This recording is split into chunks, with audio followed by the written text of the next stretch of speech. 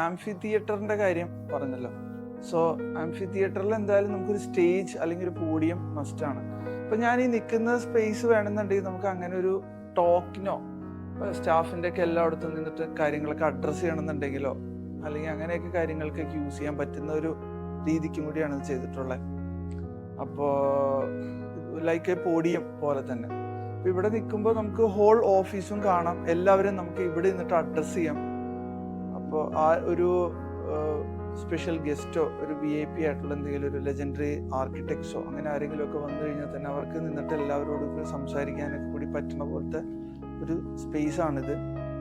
പിന്നെ ഈ കാണുന്ന ഈ ഷെൽഫും കാര്യങ്ങളൊക്കെ അഗെയിൻ നമ്മളുടെ പഴയ ഓഫീസിൽ മുന്നേ ഒരു 10 വർഷം നമ്മൾ യൂസ് ചെയ്തിട്ടുണ്ടായിരുന്ന ഷെൽഫുകളൊക്കെ തന്നെയാണ് നമ്മളതൊരു റീമോഡൽ ചെയ്തിട്ട് ഇങ്ങനെ ആക്കിയിട്ടുള്ളത്.